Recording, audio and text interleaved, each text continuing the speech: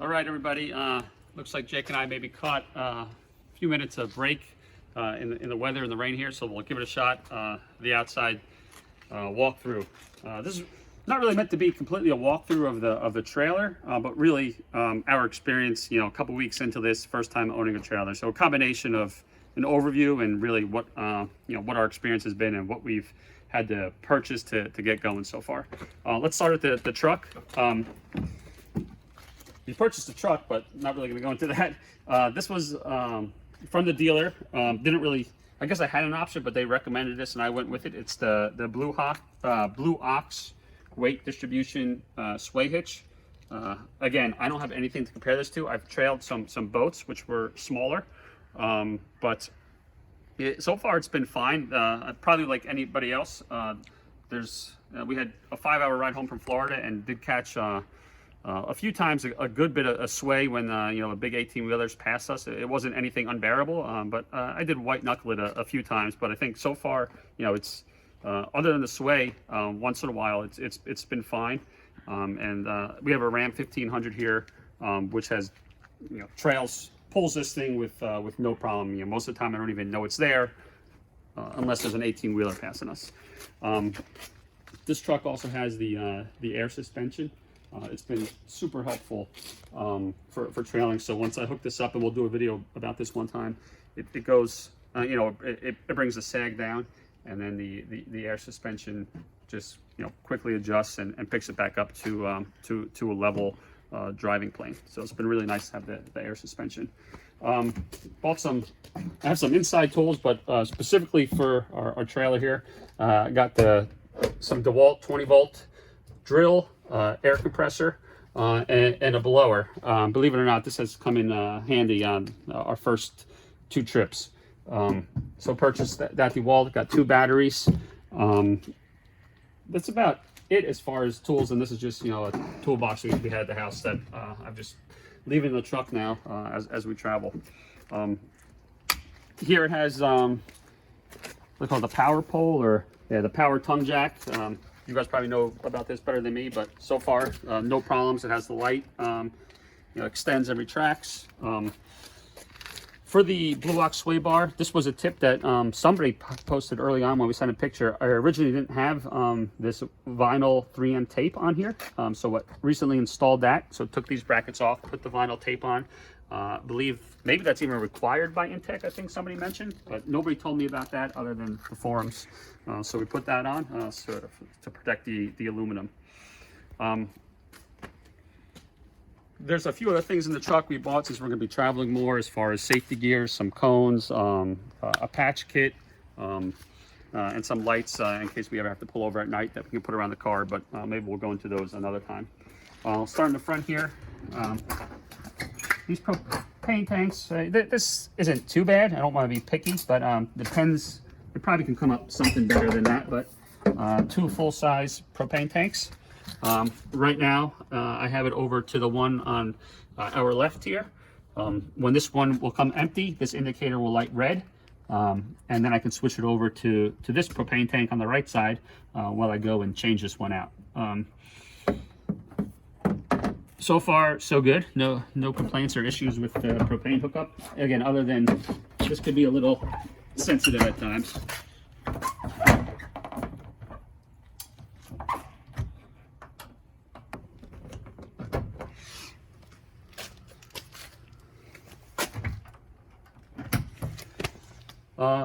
Again, I think we'll do a segment on the actual hitch hookup when we do it. But right now, that's really all I have to say about the hitch. Again, Blue Ox weight distribution sway. It's been fine. Here, I'll show you something. See, this actually didn't go on right. It has to be above that bracket. So again, my fault, but again, it seems like maybe this at some point can be re-engineered a bit. So I'll just pop it up there.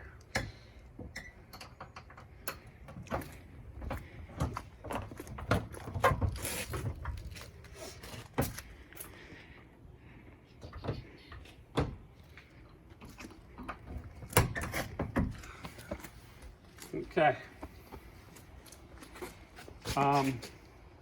I guess we could go. This is some people have asked the size of the electrical cord that comes with it. I know I'll have to measure it, but you know, it's a good size. Here's the adapter, this yellow piece for your home connection. And then we purchased this Surge Guard surge protector, which so far has worked great. So at the campground, this would go into your power pole, and then the RV into the surge protector. So this is just our home hookup here. So we purchased a surge protector. Sorry for all the walking around here. Quickly, we'll show you the. So we're hooked up at the house here just temporarily as I worked on some things. Here's the Camco regulator, and another shout out to Dwayne. Not specific about the regulator, but this Y attachment here. So at the campground, I'll have this for my freshwater with inshore, you know, about 40 psi, and this connection I'll use for my sewer hookup, for the hose that I use for, you know, cleaning out the sewer and other things. But this side is dedicated to freshwater only. There's also on here, backflow, so to prevent water from going from your camper into the actual water supply at the campground. So really important. I don't think everybody has these, but important to have these backflows on here. So I have the Y, the backflows, and the water regulator.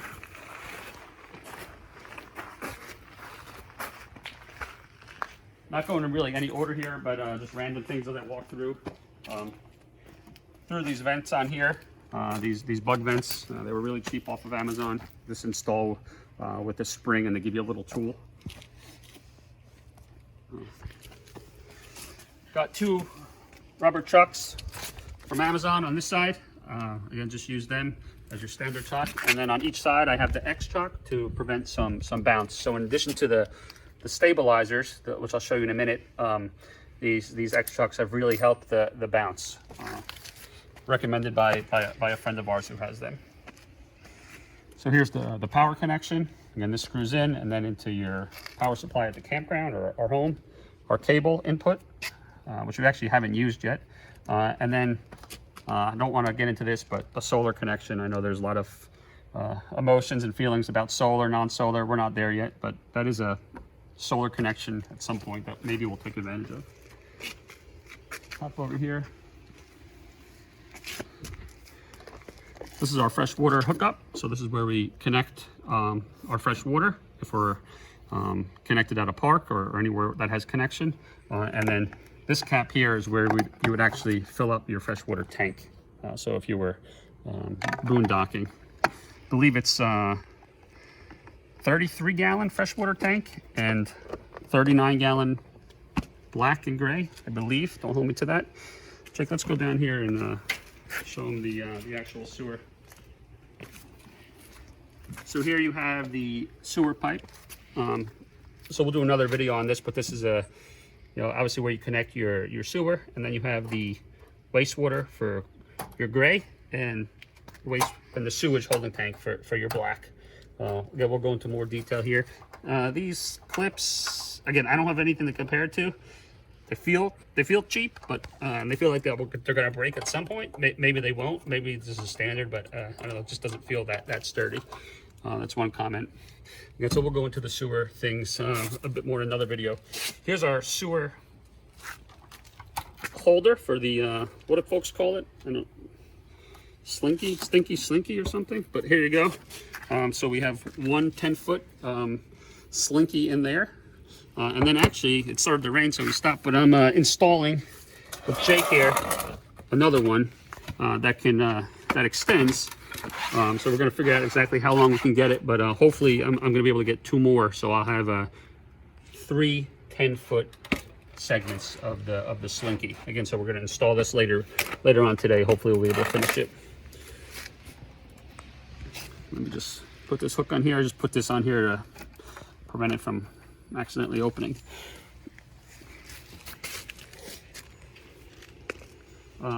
Moving along, so this is the back storage.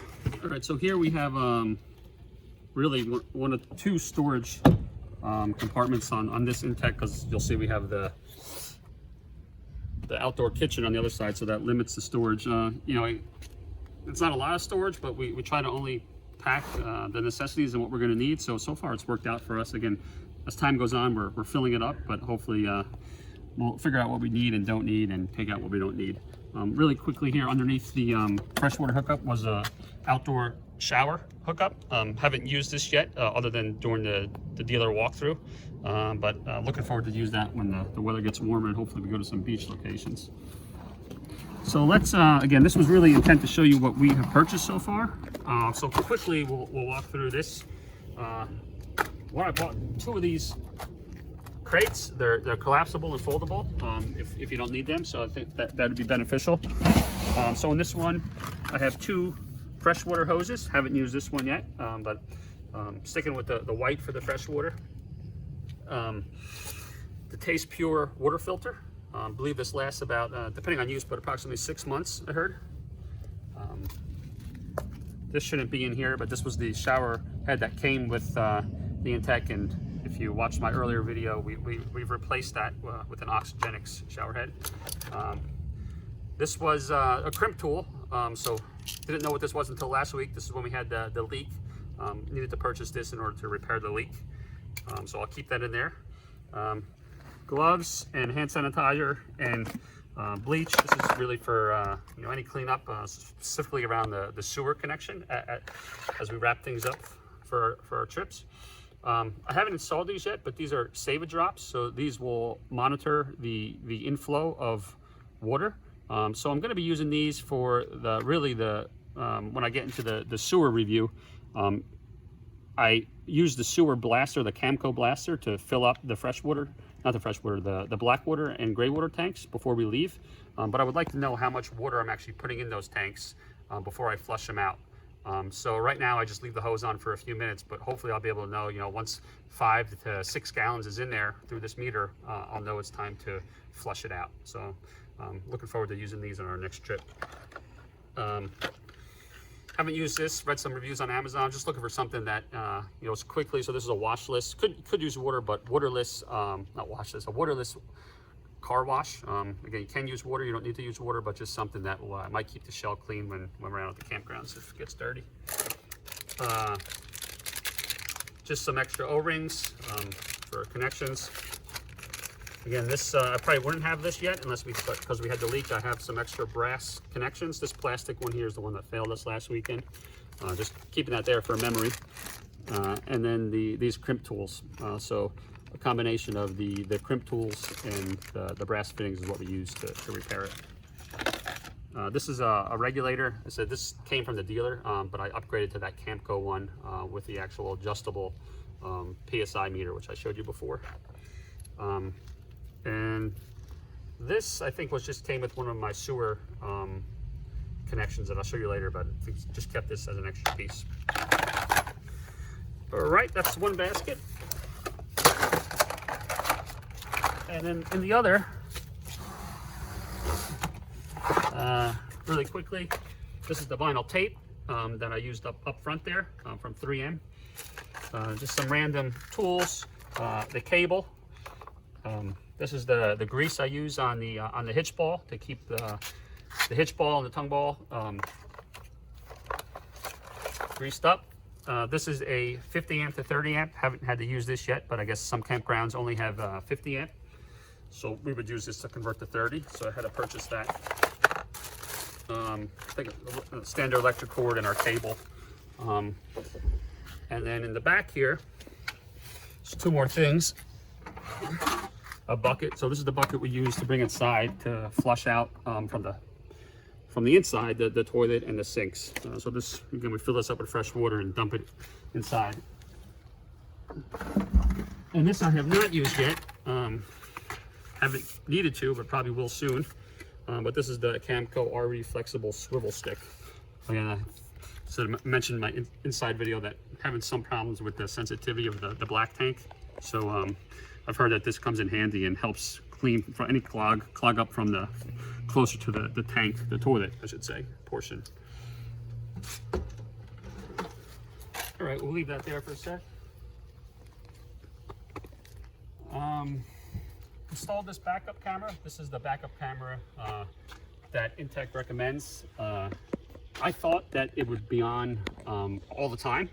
But apparently it's wired from InTech to only work due to state regulations in certain states to only work in reverse. So right now it only works in reverse. It's okay. I'm sure there's better options. I think it was $300 and something too, so it's not inexpensive, but we have it. We'll see how it goes. Might upgrade that to something else later on. You see down here on my driveway, we're extremely off level, so I needed some blocks to level us off. I'll point out quickly here, some people have been asking for the dimensions of the awning. This awning is probably less than 3/4 extended right now.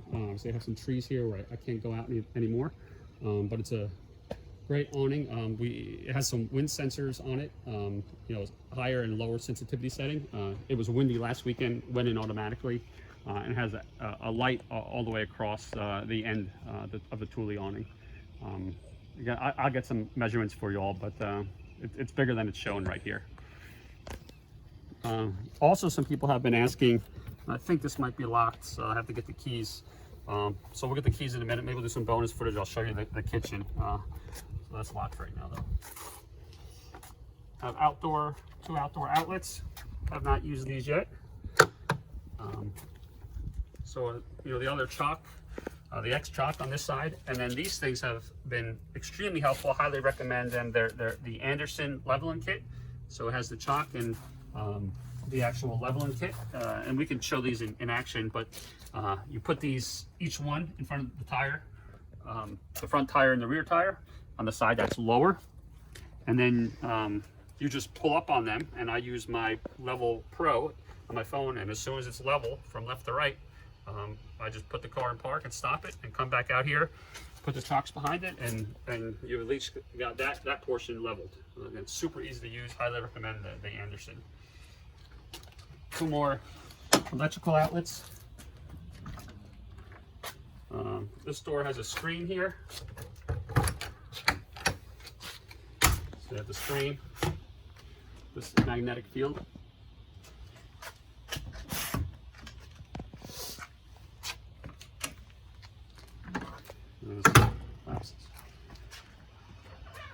Steps.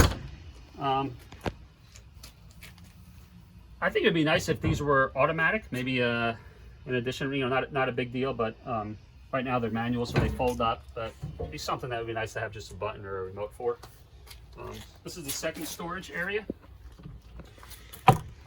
So we'll go through what I have in here, and then Jake, you can show a deeper view. But so when we're parked in storage, I'm not allowed to keep this RV here at my home, but on the weekends I bring it when I'm working on it.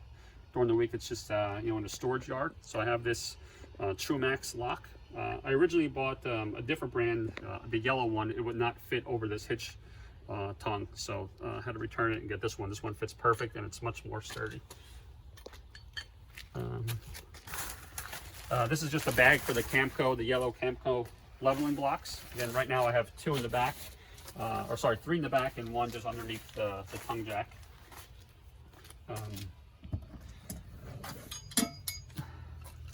These come to lower and raise the stabilizers, but highly recommend.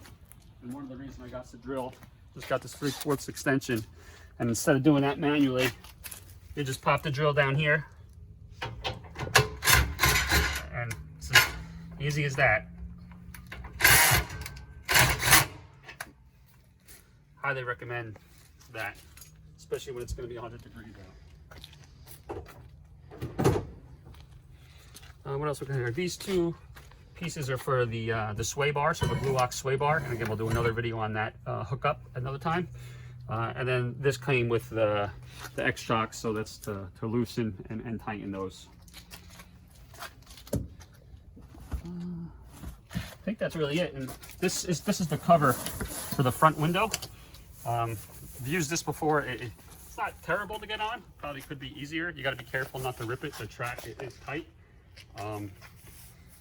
Again, I think it does its intended use, but maybe an area for innovation at some point in the future.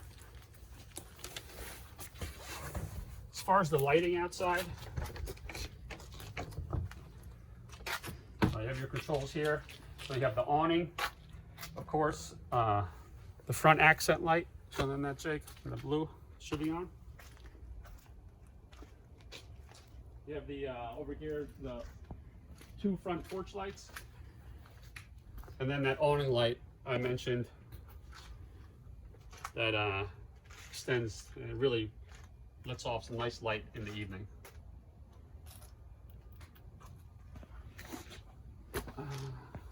I think that's it for outside, Jake. Oh, well, might as well do this now. This is a rug my wife got. So, like I said, storage is at a premium. So we actually do leave the rug in here when we pack up.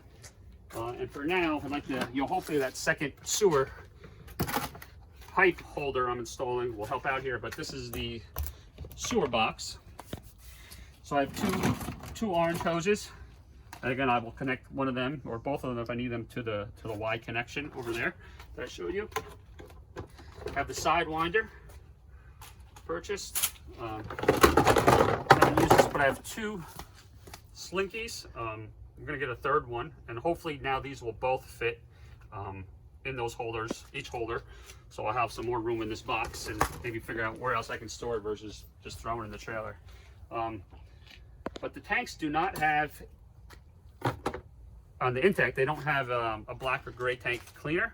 So at the suggestion of Dwayne, another shout out to Dwayne and others, I got this, I think they call it Camco Blaster. So this actually hooks on to the trailer sewer pipe. This goes onto the blaster, and then this goes onto this end and into the connection at your hookup. So again, campground hookup here. This goes into the blaster, and this goes to the actual InTech Terra Oasis connection. And you have this gate valve here. So this is all, I only use this once, and very clean, bleached it all. Not sure if I should be using bleach, but I have used bleach on this. But then your orange hose will hook up to here. And then when you're flushing out your tank, you keep this valve open or at a certain angle, and that forces the water into the black tank and gray tank and flushes it out. So that's where I wanted to use those meters. I'll use those meters now. I'll be able to determine how much water I'm actually putting in the black tank and when I want to stop and flush it out. Right now I just count, but hopefully I'll be able to determine about 5 or 6 gallons, and I'll probably shut the water off and then flush it out. That's really it. All right, I think that's it for today. Now I'm going to give Jake something to do for the next 2 hours and edit all this stuff up. Thanks for watching, and again, I think we'll do another video maybe tomorrow when we take the trailer out of the house and bring it back to the storage yard of how we actually connect the Blue Ox weight distribution sway hitch. Cheers. All right, back here with 2 minutes of bonus footage. We didn't cover the outdoor grill before. There were some comments. I think people might think it slants. There might be a photo from InTech out there that looks like that, but I can confirm it doesn't slant at all. Before I open this up, here's the quick connect for the propane. This propane line feeds right from the 2 master propane tanks out in the front, which we went over before. So we can open this up here. Like every other compartment, has a nice magnetic hold. Has this switch here, this red clip. Push that down. Pull these handles out, and it extends all the way out. You can do a video, Jake, if you want, back there of those. I don't know what kind they are or what the specifications are, but I do know these are sturdy brackets. You can just tell. And they need to be, because this is heavy. So this pops off here. And then these 2 notches, it will connect on to the outside of the trailer. Secure. This gives you some nice surface prep area. This is a cooler refrigerator. We haven't used this yet, but just like the refrigerator inside, it's 12 volt. So you can travel with this once you're connected to your tow vehicle. It will power this up. You have a power button here and temperature control. And we haven't, we know it cools, but we haven't actually used this in practice yet. So looking forward to that. You would just clasp this. Over here you have your flat iron grill. You can take that, actually the burner. This just goes back here. Okay. Also, this drawer extends out here, so it gives you some more surface prep area, and it also opens up, so you're able to store your cooking utensils right in there. This is really nice. Again, built well. You can tell it's extremely sturdy. Jake, if you want to swing around here, I'll just show folks.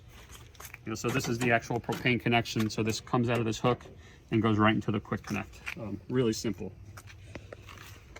Of course, if you have the outdoor kitchen, you do lose this storage space. So I mean, it would be nice to have that storage space, as we're running a bit tight. But I think it's definitely worth having this kitchen and maybe using your tow vehicle for the extra storage that you need. Cheers.